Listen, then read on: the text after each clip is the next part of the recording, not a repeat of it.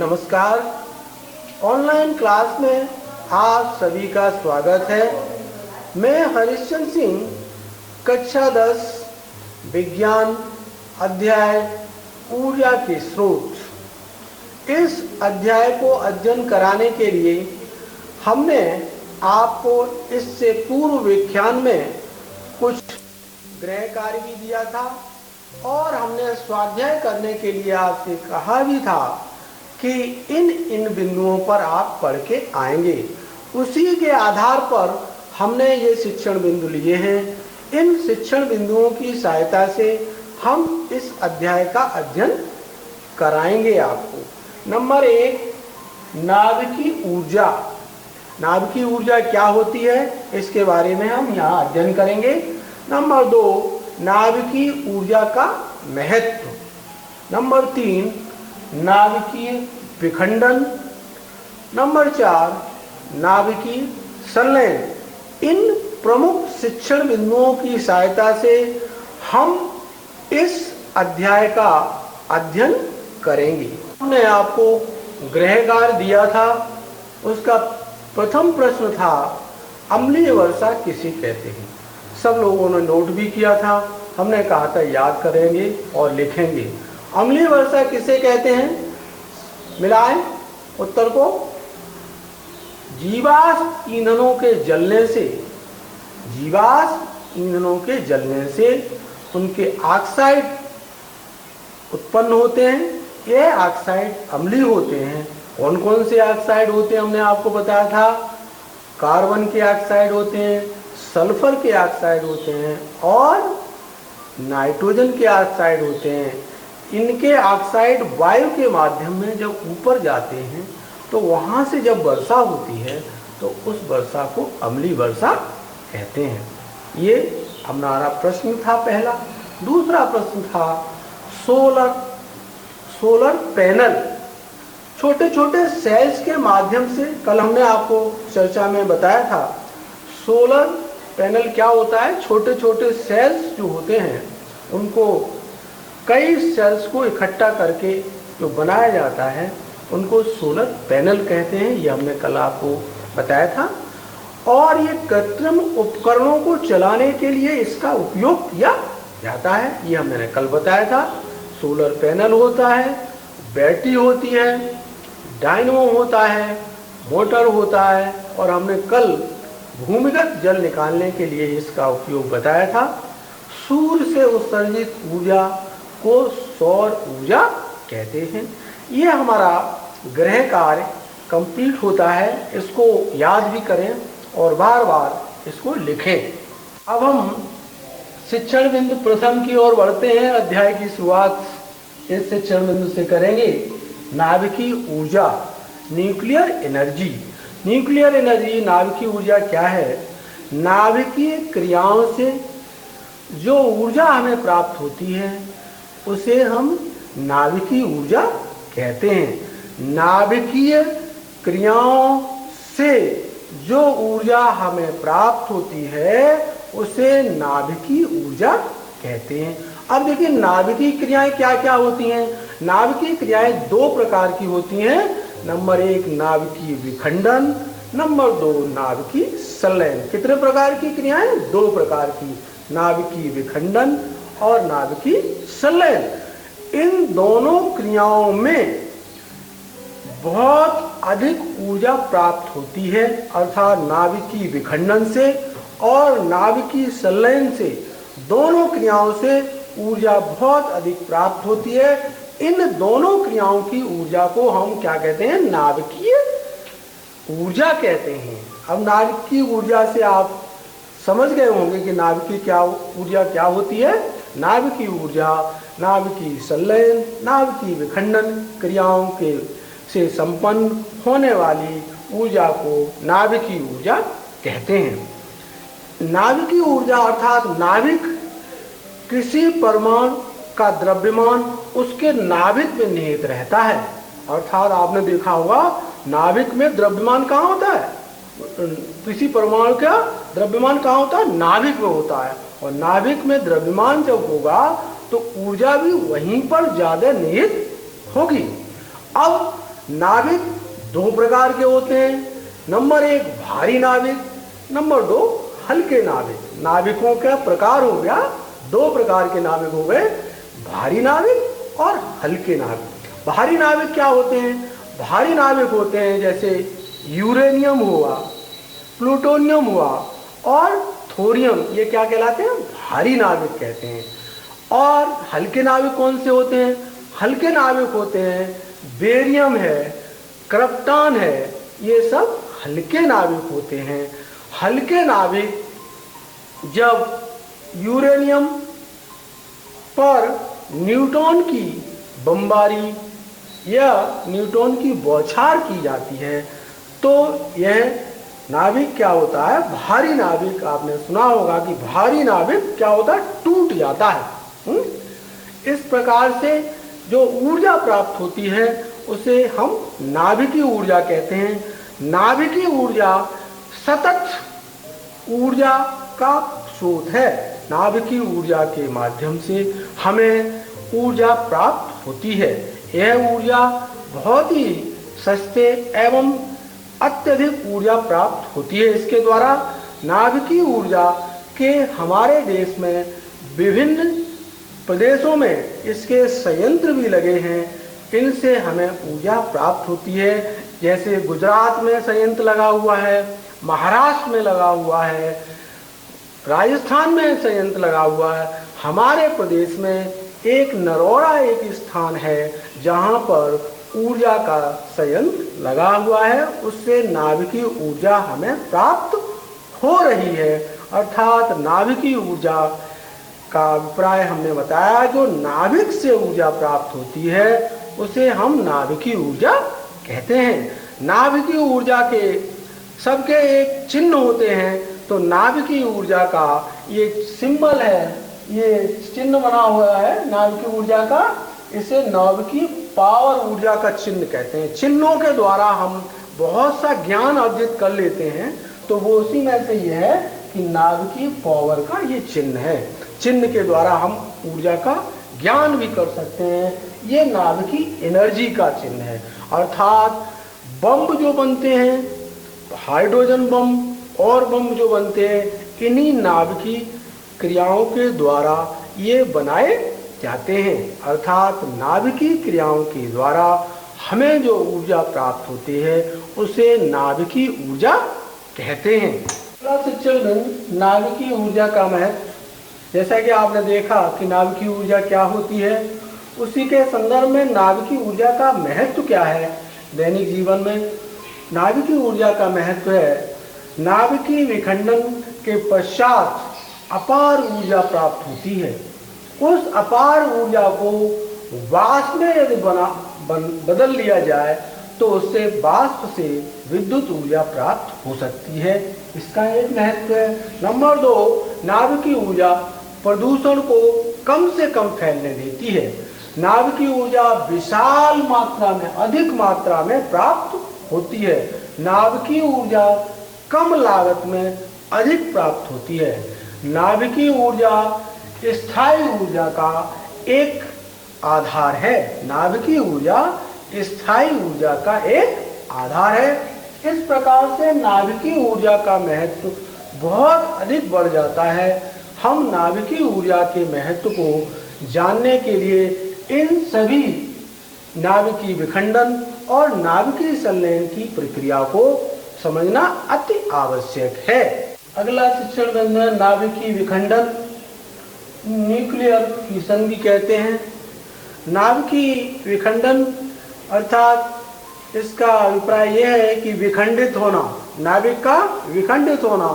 अर्थात एक बड़ा नाभिक जब छोटे नाभिकों में टूटता है तो इस क्रिया को नाभिकीय विखंडन की प्रक्रिया कहते हैं। अब बड़ा नाभिक बड़े कौन कौन से होते हैं? जैसे यूरेनियम है, बड़ा नाभिक है। प्लूटोनियम है, बड़ा नाभिक है। और क्या है? थोरियम। ये नाभिक बड़े नाभिक होते हैं। जब इन पर न्यूट्रॉनों की बमबारी की जाती है, न्यूट्रॉन की बौछार की जाती है, तो यह नाभिक छोटे छोटे नाभिकों में टूट जाते हैं। छोटे छोटे नाभिक में टूटने की प्रक्रिया जो है वो भी नाभिकीय विखंडन के अंतर्गत आती है। अब छोटे नाभिक किसमें टूटेंगे?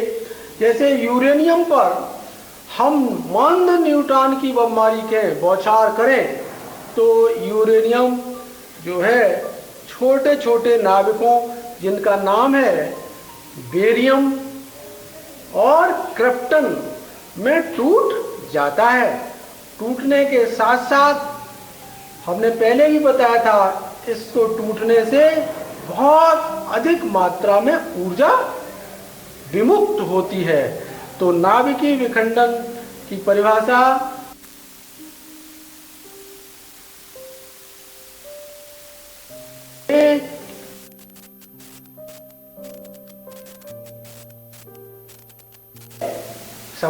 समझ गए होंगे आप। अब यूरेनियम क्या? यूरेनियम के दो समस्थानिक होते हैं। यूरेनियम के दो समस्थानिक होते हैं, U92 235 और U92 238। ये यूरेनियम के दो समस्थानिक होते हैं। समस्थानिक की परिभाषा हमने पिछले उसमें अध्याय में बताई थी, जिसके देख रहे हैं कि इसके द्रव्यमान संख्या कैसी है, भिन्न भिन्न है और क्रमांक इनका सेम है। इसलिए इनके यूरेनियम के दो समस्थानिक 92U 235, 92U 238, अर्थात यूरेनियम 92 235 पर जब मंद इलेक्ट्रॉन की बमबारी की जाती है, देखिए मैं उदाहरण के तौर पे आपको समझाऊं कि यूरेनियम 92 235 पर मंद इलेक्ट्रॉन अर्थात उसका आवेश धीमा होता है, ऐसे न्यूट्रॉन की बमबारी की जाती है तो यह U92 236 नाभिक में बदल जाता है। यहाँ आपने देखा कि यूरेनियम इस नाभिक की जो ऊर्जा होती है वो शोषित कर लेता है। इस प्रकार से ये अस्थाई नाभिक प्राप्त होता है। ये कैसा नाभिक है? अस्थाई नाभिक है। अस्थाई नाभिक होने का अभिप्राय यह है कि अस्थाई नाभिक अपने छोटे छोटे भागों में विभक्त होगा और छोटे छोटे भागों में जब विभक्त होगा तो उन छोटे भागों का नाम है बेरियम और क्रिप्टॉन। इस नाभिकीय विखंडन ऊर्जा का समीकरण हम निम्न प्रकार से लिख सकते हैं। यूरेनियम 92 235 प्लस ये आपका क्या है? न्यूट्रॉन है। ये है यूरेनियम और ये आपका न्यूट्रॉन पे जब बमबारी होती है तो क्या प्राप्त होता है? यूरेनियम 92 236। ये इलेक्ट्रॉन इस इलेक्ट्रॉन में क्या हो गया? ऐड हो गया। और ये अस्थाई हमने अभी बताया कैसा होता है? अस्थाई होता है। और अस्थाई होने के साथ साथ अस्थाई इलेक्ट्रॉन होने के साथ साथ ये विखंडित हो जाता है दो भागों में। कौन कौन से दो भाग होते हैं? बेरियम 56 139 इसका द्रव्यमान होता है, प्लस क्रिप्टॉन Kr 36 और 94 प्लस 3 न्यूट्रॉन प्लस ऊर्जा।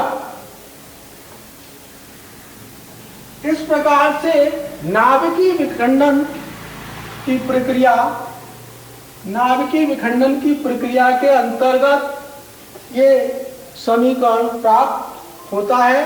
ये आता है, इसका नाम है बेरियम और इसका नाम है क्रिप्टॉन, और एक 3 न्यूट्रॉन ऊर्जा के रूप में हमें प्राप्त होते हैं। अर्थात यहाँ पर जो ऊर्जा है वो और अधिक प्राप्त होती है, इसलिए यहाँ पर ऊर्जा की मात्रा बढ़ जाती है। अब हम यहाँ पे देखें कि यहाँ पर द्रव्यमान 236 है और यहाँ पर द्रव्यमान, इसकी संख्या में अंतर आता है, अंतर द्रव्यमान संख्या में अंतर आता है। इस द्रव्यमान संख्या में अंतर जो आता है, एक वैज्ञानिक हुए आइंस्टीन, उन आइंस्टीन ने ये बताया कि इसमें द्रव्यमान संख्या में जब अंतर आ जाता है, भार में जब अंतर आ जाता है, तो उन्होंने एक समीकरण दिया, आइंस्टीन का समीकरण E mc²। ये जो द्रव्यमान संख्या में अंतर आता है और m के द्वारा प्रदर्शित किया जाएगा, अर्थात m डेल्टा m, अर्थात m2 माइनस m1। द्रव्यमान की संख्या में अंतर होता है, अर्थात ये भाग जो है, इतना भाग, इस भाग में द्रव्यमान की संख्या में अंतर प्राप्त होता है। इसलिए आइंस्टीन ने एक द्रव्यमान ऊर्जा समीकरण दिया, जिस द्रव्यमान ऊर्जा समीकरण को हम E mc² लिखते हैं। m अर्थात द्रव्यमान भार है और c प्रकाश का वेग है। इस प्रकार से हम द्रव्यमान ऊर्जा समीकरण की सहायता से नाभिकीय विखंडन की ऊर्जा को प्राप्त करते हैं। इस प्रकार से हमने देखा कि यहाँ पर बेरियम का जो क्रमांक है 56 प्राप्त होता है और इसका भार, ये भार कहलाता है, इसका भार 139 है। इन दोनों भारों को जब ऐड करें तो इस संख्या के भार के बराबर होना चाहिए, जो नहीं होता है। इसलिए इसके भार में जो ये भार है उसमें क्या आ जाती है, विलुप्तता आ जाती है। विलुप्तता मतलब उसमें अंतर आ जाता है। उस अंतर को दूर करने के लिए, उस अंतर को समझाने के लिए आइंस्टीन जो वैज्ञानिक थे, उन्होंने द्रव्यमान ऊर्जा समीकरण को समझाने की कोशिश की और उन्होंने E mc² एक समीकरण दिया। इसको द्रव्यमान ऊर्जा समीकरण कहते हैं। नाभिकीय विखंडन की जो प्रक्रिया है, नाभिकीय विखंडन की जो प्रक्रिया है, सन 1939 में जर्मन के वैज्ञानिक ऑटो हॉर्न ने इस समीकरण को, इस प्रक्रिया को सर्वप्रथम समझाया था। इसलिए नाभिकीय विखंडन की प्रक्रिया को ऑटो हॉर्न की प्रक्रिया भी कहते हैं, क्रिया भी कहते हैं। इस प्रकार से हमने देखा कि नाभिकीय विखंडन में एक भारी नाभिक दो छोटे छोटे नाभिकों में टूटता है। तो यहाँ पर देखें, ये भारी नाभिक है, ये अस्थायी नाभिक है। ये दो छोटे छोटे नाभिकों में, पहला नाभिक बेरियम, दूसरा नाभिक है क्रिप्टॉन, छोटे छोटे नाभिकों में टूटता है और टूटने के पश्चात यहाँ 3 न्यूट्रॉन बढ़ जाते हैं और 3 न्यूट्रॉन बढ़ने से इसमें ऊर्जा और अधिक प्राप्त होती है। इसलिए नाभिकीय विखंडन की क्रिया में सदैव ऊर्जा अधिक मात्रा में प्राप्त होती है। इस प्रकार से नाभिकीय विखंडन को हम समीकरण के माध्यम से, सूत्र के माध्यम से भी समझ सकते हैं कि नाभिकीय विखंडन को न्यूक्लियर फिशन भी कहा जाता है। अगले शिक्षण बिंदु नाभिकीय संलयन। नाभिकीय संलयन या इंग्लिश में कहें न्यूक्लियर फ्यूजन। न्यूक्लियर फ्यूजन नाभिकीय संलयन क्या है? नाभिकीय संलयन में दो हल्के नाभिकों का संयुक्त होकर बड़े नाभिक का निर्माण करना नाभिकीय संलयन कहलाता है। अर्थात इस क्रिया में दो हल्के नाभिक संयुक्त होकर, मिलकर, जुड़कर एक बड़े नाभिक का निर्माण करते हैं। नाभिकीय संलयन की क्रिया में भी अपार ऊर्जा मुक्त होती है। अर्थात नाभिकीय संलयन ऊर्जा प्राप्त करने का बहुत अच्छा साधन भी माना गया है। नाभिकीय संलयन दो छोटे नाभिक, हम यहाँ पर दो छोटे नाभिक को लेने के लिए हम हाइड्रोजन के समस्थानिकों की चर्चा करेंगे। हाइड्रोजन के 3 समस्थानिक होते हैं। हाइड्रोजन के 3 समस्थानिक होते हैं। Number 1 protium, number 2 deuterium, number 3 tritium. इनमें से 2 समस्थानिक को लें और 2 समस्थानिक से एक हम बड़े नाभिक का निर्माण करें जिसका नाम है हीलियम। उससे बहुत अधिक मात्रा में ऊर्जा प्राप्त होती है। नाभिकीय संलयन के समीकरण को हम हाइड्रोजन के समस्थानिकों के माध्यम से समझा सकते हैं इस प्रकार से।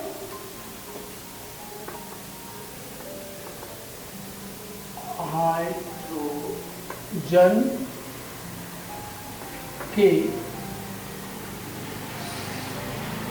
समस्थानिक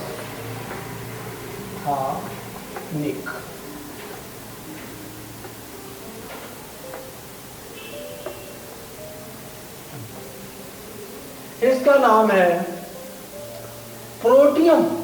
इसको प्रोटॉन भी कहते हैं, प्रोटियम या प्रोटॉन। दूसरा है 1s2 ड्यूटेरियम,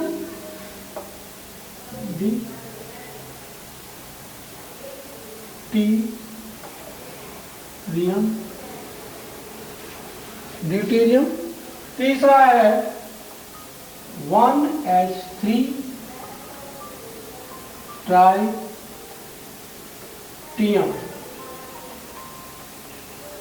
इस प्रकार से हाइड्रोजन के 3 समस्थानिक हमने लिखे 1h1, 1s2, 1s3। इसको इस प्रकार से पढ़ते हैं।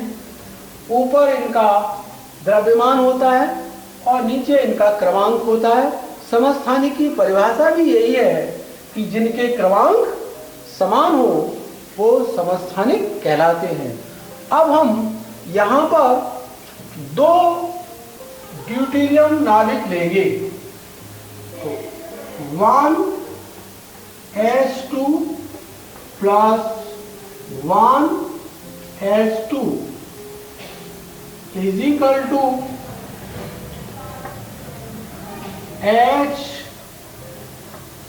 H1s3 plus 1h1 प्लस, यहाँ देखें ये ड्यूटेरियम हाइड्रोजन का समस्थानिक नाभिक, एक नाभिक, ये दूसरा नाभिक इस तरह से संलयित होता है, जोड़ता है। तो यहाँ पे आपको ट्राइटियम नाभिक का निर्माण होता है। ट्राइटियम नाभिक का निर्माण होता है और प्रोटियम नाभिक ये कहता है। ये प्रोटियम नाभिक है। यहाँ पर 4.0 मेगा इलेक्ट्रॉन वोल्ट ऊर्जा इस प्रक्रिया में प्राप्त होती है। अर्थात नाभिकीय संलयन में ऊर्जा प्राप्त होती है। अब यहाँ पर tritium 1s3 plus deuterium 1s2 is equal to 1, 2 plus neutron plus 17.6 mega electron volt ऊर्जा प्राप्त होती है। यहाँ पर देखें कि 2 ड्यूटेरियम के दो ये अर्थात 3 ड्यूटेरियम के नाभिक मिलकर हीलियम नाभिक का निर्माण करते हैं। हीलियम नाभिक का निर्माण करते हैं और उससे इस ऊर्जा को प्राप्त करने के लिए यहाँ पर 4.0 17.6 कितनी ऊर्जा प्राप्त होती है? 121 मेगा इलेक्ट्रॉन वोल्ट ऊर्जा प्राप्त होती है। अर्थात नाभिकीय विखंडन वो नाभिकीय संलयन से 2 हल्के नाभिक या 3 हल्के नाभिक को जोड़ने से हमने एक भारी नाभिक का निर्माण किया, बड़े नाभिक का निर्माण किया। उसका नाम है हीलियम और इसमें न्यूट्रॉन के साथ साथ बहुत अपार ऊर्जा प्राप्त होती है। इस प्रकार से हम ये कह सकते हैं कि नाभिकीय संलयन के द्वारा ऊर्जा अधिक प्राप्त होती है। इस ऊर्जा को नाभिकीय संलयन की ऊर्जा कहते हैं। फिर से दोहरा रहा हूं, नाभिकीय संलयन में 2 या 2 से अधिक हल्के नाभिक किसी बड़े नाभिक का निर्माण करते हैं तो उससे अपार ऊर्जा प्राप्त होती है। उसे नाभिकीय संलयन की अभिक्रिया कहते हैं। नाभिकीय संलयन में ऊर्जा की मात्रा अपार। हाइड्रोजन बम का निर्माण इसी विधि से किया जाता है। हाइड्रोजन के समस्थानिकों के आधार पर हमने ड्यूटेरियम के 3 नाभिकों को लेकर एक बड़े नाभिक हीलियम का निर्माण किया है। इस प्रकार से नाभिकीय संलयन की क्रिया में अपार ऊर्जा प्राप्त होती है, जिसे नाभिकीय ऊर्जा कहते हैं। अगले बिंदु की ओर चलते हैं। जो की पॉइंट्स हैं इस अध्याय के, जो की पॉइंट हैं, मुख्य पॉइंट हैं, उनकी तरफ चलते हैं। हम पाठ को समाप्त करने के बाद की पॉइंट पे आते हैं। ऊर्जा के स्रोत आपने पढ़ा भी है, मैंने पढ़ाया। नवीकरणीय ऊर्जा स्रोत, नवीकरणीय ऊर्जा स्रोत क्या होते हैं? वो ऊर्जा स्रोत जिनको हम बार बार उपयोग करते हैं लेकिन वो खर्च नहीं होते हैं, उन्हें नवीकरणीय ऊर्जा स्रोत कहते हैं। अनवीकरणीय ऊर्जा स्रोत, अनवीकरणीय ऊर्जा स्रोत क्या होते हैं? अनवीकरणीय ऊर्जा स्रोत वे होते हैं जिनका उपयोग हम केवल एक बार ही करते हैं, उन्हें अनवीकरणीय ऊर्जा स्रोत कहते हैं। परंपरागत स्रोत क्या है? परंपरागत जिनको हम बहुत पहले से उपयोग में लाते रहे हैं उनको परंपरागत स्रोत कहते हैं। जैसे जीवाश्मी ईंधन, जीवाश्मी ईंधन देखिए परंपरागत स्रोत के अंतर्गत आता है। जीवाश्मी ईंधन क्या होता है? कोयला है, पेट्रोल है, प्राकृतिक गैसें हैं, ये सब किसके अंतर्गत? जीवाश्मी ईंधन के अंतर्गत आते हैं, परंपरागत स्रोत के अंतर्गत। तापीय विद्युत संयंत्र, तापीय विद्युत संयंत्र का अर्थ है ताप के द्वारा जो संयंत्र लगाते हैं, जो सिस्टम लगाते हैं, उसके द्वारा जो ऊर्जा प्राप्त होती है उसे तापीय विद्युत संयंत्र कहते हैं। हमने चित्र बना के आपको दर्शाया भी था कि प्रेशर कुकर में पानी को लेते हैं और एक निकास नली के द्वारा उसमें टेनिस की बॉल लगाते हैं और उसको डायनमो से कनेक्ट करते हैं। उसके बाद वो आपका बल्ब जलने लगता है। वो तापीय विद्युत संयंत्र के द्वारा संपन्न होता है।